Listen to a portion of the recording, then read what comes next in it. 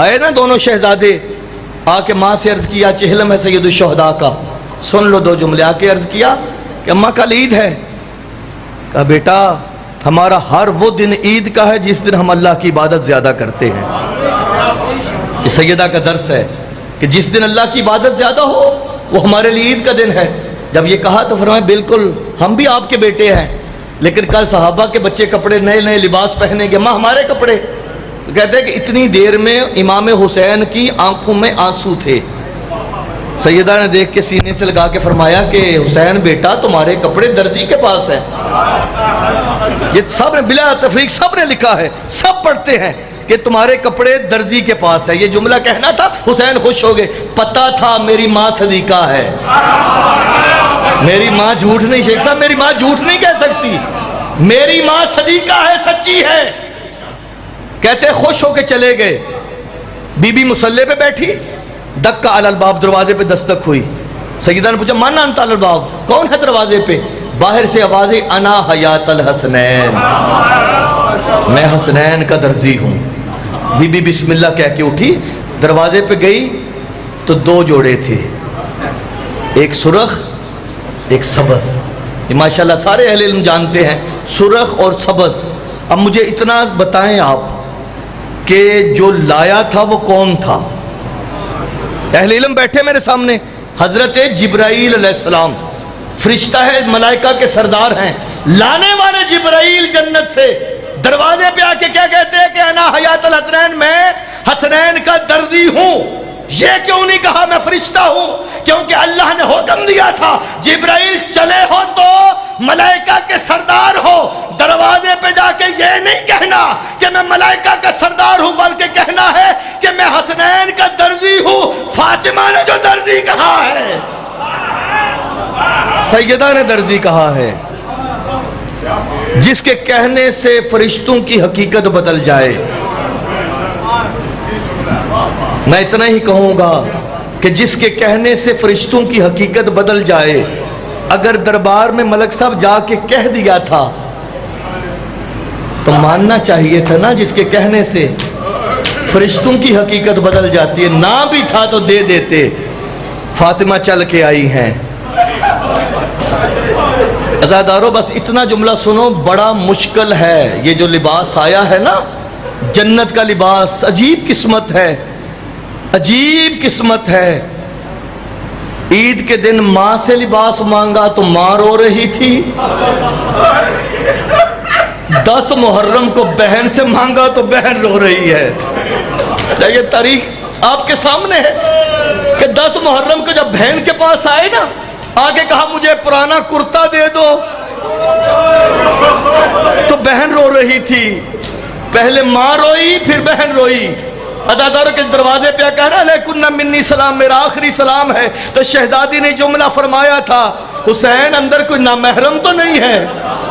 اس وقت میرے امام نے فرمایا بہن زینب میری حالت یہ ہے اگر کسی بچے نے دیکھ لی تو مرنے سے پہلے مر جائے گا۔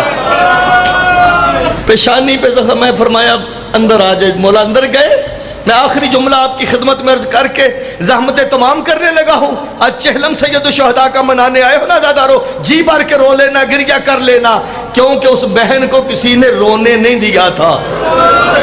کس کی یاد میں چہلم ہے؟ جو سگے بھائی کی لاش سے ایسے گزری جیسے اس کا لگتا ہی کچھ نہیں تھا۔ اور یہ اس سیدہ کی حسرت ہے کہ بھائی میں تمہارا چہلم منانے، کسی اور امام کا چہلم نہیں ہے، لیکن سید الشہداء کا چہلم کیوں؟ پیدل کوفے سے چل کے، نجف سے چل کے جاتے کربلا۔ یہ بی بی کی سنت پہ عمل کرتے ہیں۔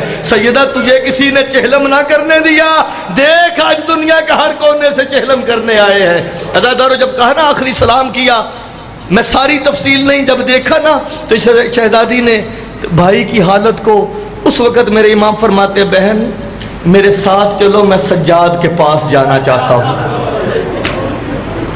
سنو گے ملازادارو، میرے نوجوان دوست بیٹھے ہیں، کہتے ہیں کہ جب اس خیمے میں گئے نا جہاں سید الساجدین غش کے عالم میں تھے، تو امام نے نبض پہ ہاتھ رکھا، گرم گرم آنسو چہرہ سید سجاد پہ پڑے، آنکھیں کھول کے خون میں ڈوبا ہوا بابا دیکھا۔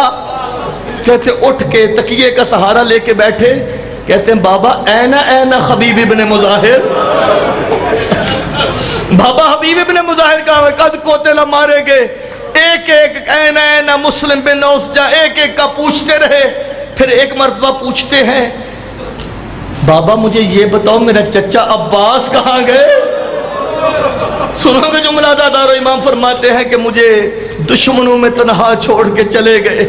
ایک جملہ کہ جس کا امام نے جواب نہیں دیا، وہ کون سا سوال تھا دادارو؟